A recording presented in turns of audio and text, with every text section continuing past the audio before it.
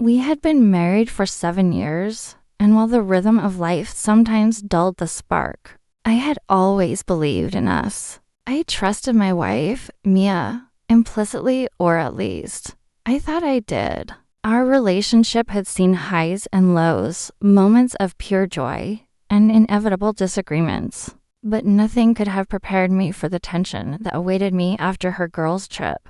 She had left on a Thursday morning, bounding out the door with excitement, her suitcase rolling behind her, phone in hand, and laughter trailing as she met her friends for a weekend getaway. I waved, smiling, telling myself that a few days apart might be good for both of us. A little space, a little independence, what could go wrong? The first day passed uneventfully. I busied myself with work, errands, and a few long walks to clear my head. By the second day, I began to feel the quiet ache of missing her, but I pushed it aside, rationalizing that distance could strengthen a relationship. On the third day, however, my phone buzzed with a message that made my chest tighten. Let's just be friends when I get back. I need time to think.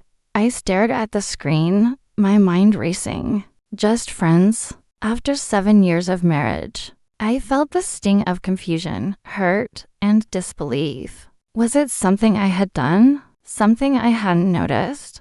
The casual tone of the message so seemingly nonchalant cut deeper than any shouted argument ever could. For a long moment, I didn't respond. My heart thudded in my chest, and 1,000 scenarios played out in my mind. Did she meet someone on the trip? Was this a sudden whim? Or had she been feeling this way for a long time? I could almost hear the echo of her laughter from past evenings, the warmth of her presence, and now the possibility of losing that completely felt unbearable.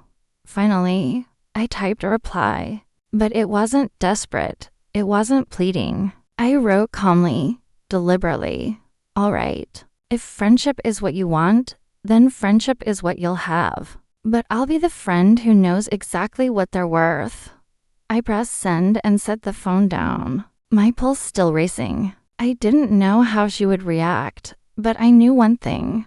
I wasn't going to beg for her affection, nor would I allow myself to be treated as a placeholder. This response wasn't arrogance, it was clarity. It was understanding my value and giving her a choice to either respect it or lose it. When she returned on Sunday evening, the tension in the air was palpable. The suitcase lay in the corner, half unpacked, as she wandered into the living room with a casual, almost indifferent expression. "Hey," she said softly, as if nothing had happened. I looked at her calmly, sitting on the couch, arms crossed.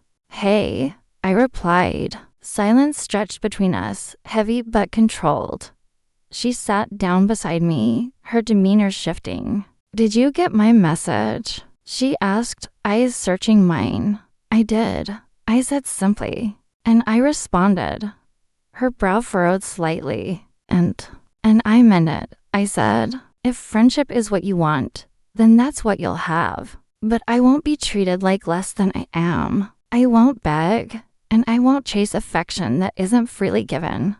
Her face changed, first surprise, then confusion, then a flicker of anger. She opened her mouth as if to argue, to explain, to plead, but I held my ground. I didn't flinch. I didn't look away. My composure was unshakable, and that seemed to unnerve her in a way she hadn't expected. "Do you really mean that?" she asked, voice tight. "Yes," I said, steady and unwavering. "I mean that I know my worth. I'm not willing to settle for anything less than honesty, respect, and commitment. You have the choice to respect that or lose it." The reaction was immediate. She blinked, her confidence faltering. I didn't realize I didn't need you to realize," I interrupted. "I need you to understand." For a moment, she looked like she was going to leave, storm out of the apartment, perhaps even test my resolve. But then, something shifted. She sat quietly, processing, the words sinking in. The power dynamics had changed. I wasn't pleading. I wasn't cornered, and I wasn't reacting out of fear. I had established boundaries calmly, confidently, and with full awareness of my value. By the end of the evening, we talked. Not the casual chatter of everyday life, but real conversation. She admitted that the trip had given her perspective, that she had been questioning her feelings, and that my response had shocked her not because I had rejected her, but because I had done so without drama, without begging, without emotional chaos. The clarity of my response forced her to confront her own actions, her own uncertainty, and her own lack of consideration. She realized, in no uncertain terms, that I wasn't a person to manipulate or take for granted. That night became a turning point not just in our marriage, but in the way we understood each other.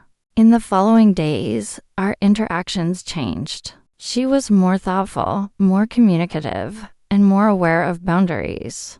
I didn't gloat.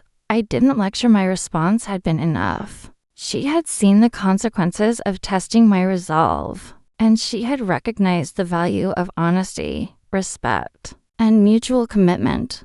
Reflecting on the experience, I realized that relationships are not built on fear, guilt, or emotional manipulation. They are built on trust, understanding, and the ability to assert boundaries without aggression. My calm, deliberate response had transformed a potential crisis into a moment of clarity and empowerment. It also taught me about self-respect. In the past, I might have begged, pleaded, or over-explained, trying to salvage affection at the expense of my dignity. But in standing firm, I showed that love is not about desperation, it is about mutual respect. And that respect begins with oneself. The lesson resonated long after the girls' trip. I approached our relationship with renewed awareness, setting clear expectations and understanding the importance of boundaries. Mia learned through her own surprise and eventual reflection that manipulation, casual threats, or testing of loyalty would no longer be tolerated. The equilibrium of our marriage had shifted, and for the better. By the time weeks had passed, our connection had strengthened. We laughed together, shared moments of intimacy, and communicated openly. The shadow of that weekend lingered, but it was no longer a source of tension. It was a reminder of the moment I stood firm, honored my worth, and transformed uncertainty into clarity. Looking back, the text that initially threatened to shake our marriage became the catalyst for growth. My response, not angry, not desperate, just calm, deliberate, and firm, had set the tone for honesty, respect, and renewed commitment. She had lost her certainty, and I had gained clarity and empowerment. In the end, the girls' trip, the text, and my measured reply revealed the true dynamics of our relationship. It showed that strength is not loud, that boundaries matter, and that self-respect can change the course of even the most uncertain moments. And as we moved forward, I knew that love, when balanced with dignity and awareness, could weather any storm, even the ones that begin with a single, unsettling message.